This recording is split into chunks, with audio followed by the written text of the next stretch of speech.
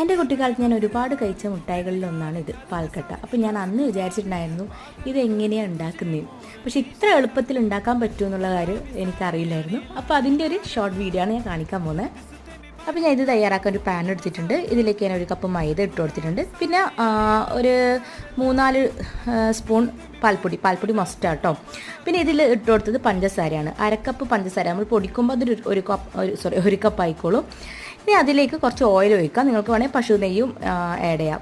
ഇനി ഇതൊന്ന് മിക്സിയിലിട്ട് പൊടിച്ചെടുക്കണം. എന്നിട്ട് നമ്മൾ ഇതുപോലത്തെ ഒരു ടിന്ന് എടുത്തിട്ട് അതിൽ കുറച്ചൊന്ന് ഓയിലൊന്ന് സ്പ്രെഡ് ചെയ്ത് കൊടുത്തിട്ട് ഇതിട്ട് കൊടുക്കുക. ജസ്റ്റ് ഒരു സ്പൂണിനെ കൊണ്ട് ഇതുപോലെ ഒന്ന് പ്രസ് ചെയ്ത് കൊടുക്കുക. ഇനി ഇതൊന്ന് സെറ്റാകാൻ വേണ്ടി 1 മണിക്കൂറെങ്കിലും മാക്സിമം വെക്കണം. പക്ഷേ ഞാനിത് 1 മണിക്കൂറൊന്നും വെച്ചിട്ടില്ല. എൻ്റെ മക്കൾക്ക് ക്ഷമയില്ലാത്തത് കൊണ്ട് ഞാൻ അരമണിക്കൂറേ വെച്ചിട്ടുള്ളൂ. അപ്പോൾ ഇത് ഇതുപോലെ കട്ട് ചെയ്തിട്ട് സ്ക്വയർ ചെയ്തിട്ട് ഇതുപോലെ എടുക്കുക. ഒന്നുകൂടി സെറ്റാക്കി തന്നെ പെർഫെക്റ്റ് ആയിട്ട് നമുക്ക് ആ ഒരു ഷേപ്പൊക്കെ കിട്ടും. അപ്പോൾ ടേസ്റ്റൊക്കെ അതേപോലെ കിട്ടിയിട്ടുണ്ട്. അപ്പോൾ നിങ്ങൾക്ക് ഈ വീഡിയോ ഇഷ്ടമായിട്ടാണ് ലൈക്ക് ചെയ്യാൻ മറക്കല്ലേ.